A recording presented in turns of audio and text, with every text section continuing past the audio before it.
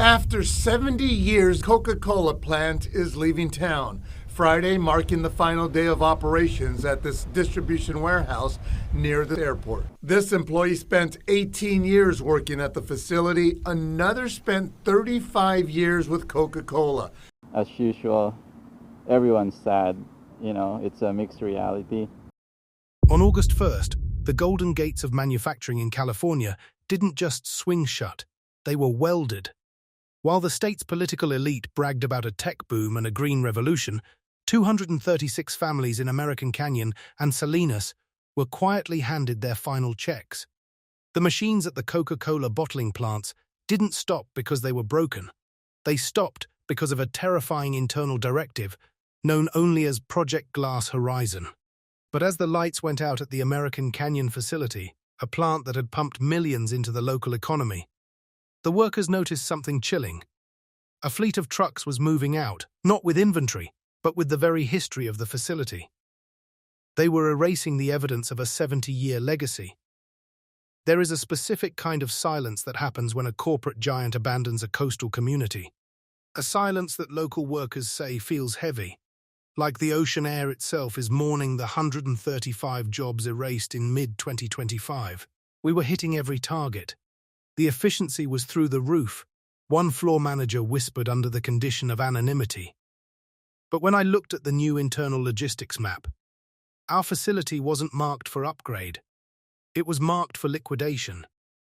They weren't just closing a warehouse, they were optimizing us out of existence. To understand why the California dream turned into a manufacturing morgue, you have to look at the one transition agreement Coca-Cola thought was protected by attorney-client privilege. A document that proves your job wasn't lost to market shifts. It was hunted by an algorithm designed in Silicon Valley to cannibalize the Central Valley. This is where the mystery deepens. Why would a company shut down its most profitable coastal hubs while the state is offering green energy subsidies? The answer is buried in the Project Glass Horizon files. But if you look at the floor plan of the Salinas plant on its final day, you'll see the first clue. It wasn't about the cost of labor. It was about something much more permanent. We will reveal exactly what Glass Horizon is in just a moment, but first, we have to look at the cold, hard geometry of the betrayal. The transition in American Canyon was never a choice. It was an execution. While families were still processing the shock of the August 1st deadline, the corporate machinery was already erasing the footprints of the 135 workers who called that facility home. You have to understand the psychological brutality of a 2025 layoff in California. It doesn't happen with a handshake or a thank you, it happens with a digital lockout. 1 minute you are a supervisor with 20 years of institutional knowledge, and the next, your badge is a piece of dead plastic. The numbers left behind are the digital scars of a massive corporate retreat. In Modesto, 101 jobs were deleted in late 2024. In American Canyon, 135 livelihoods were purged. In Salinas, the 70-year-old heartbeat of the community was silenced in August 2025. This isn't a simple business restructuring. It is a harvest of human labor. While these workers were being escorted to their cars, Coca-Cola's global revenue was surging by 5%, proving a terrifying thesis. In the modern economy, your firing is someone else's dividend.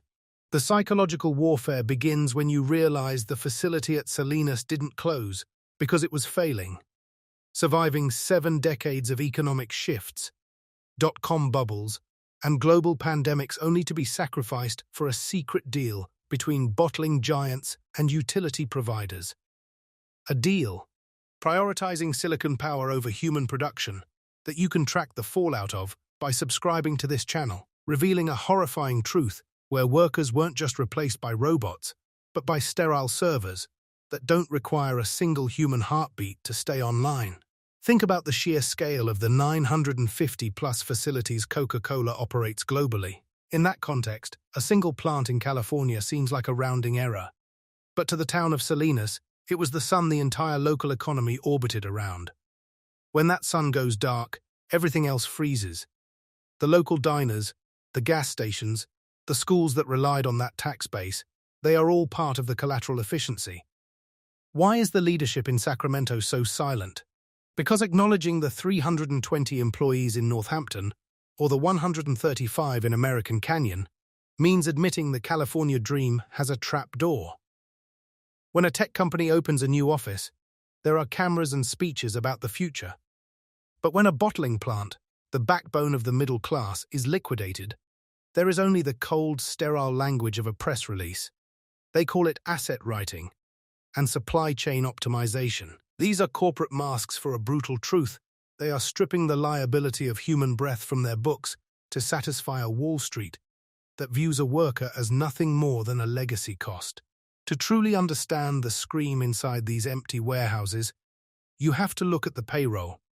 Every plant shut, every worker discarded, and every operation automated is a bonus trigger for an executive in an air-conditioned tower.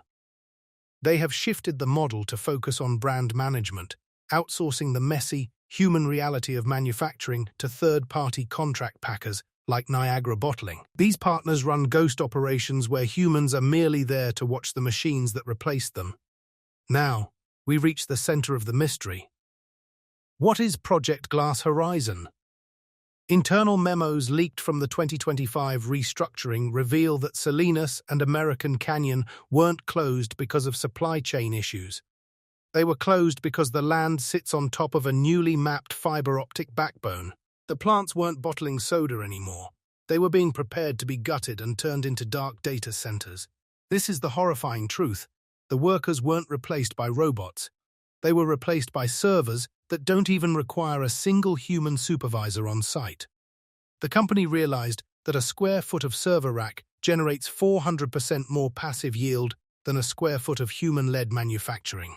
Project Glass Horizon is the blueprint for the total conversion of the physical economy into a digital one, where the only thing being produced is data, and the only thing being consumed is electricity.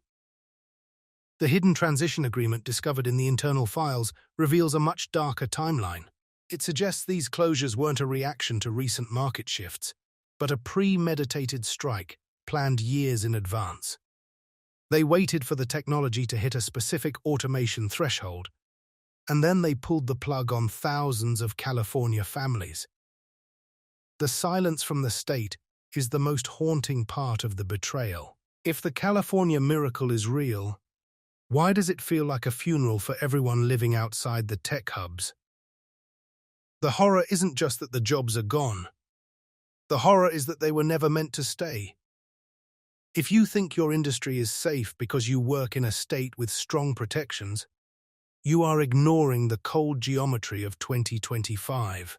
They didn't just close the plants, they moved the production to independent partners who operate in the legal shadows, where the religion is automation and the only objective is 5% growth. The lemonade promised by the politicians is a toxic illusion. It is an empty industrial shell in American Canyon. It is a vacant lot in Salinas. It is a 70-year legacy traded for a stock price bump. The internal California transition agreement shows that the plan is much, much larger than anyone realizes. This wasn't just about 3 plants. It was about the proof of concept. If they can erase a 70-year-old pillar in Salinas and get away with it, no one is safe. The 2002 Danone files we found in Texas were just the test run. This is the main event. Hidden deep within these files is a section titled Labor-Free Zones.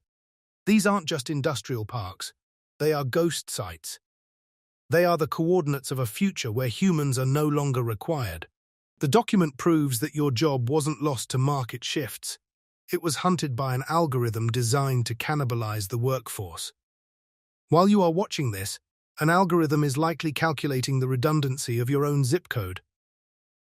One worker from Salinas, who spent 30 years in that building, described the psychological impact. It's like being erased while you're still breathing. You look at the machines they're bringing in, and you realize they've been studying your movements for years just to learn how to mimic you. They didn't just replace my hands, they stole my life's work to train the thing that fired me. Why did the American Canyon plant move its equipment under the cover of darkness?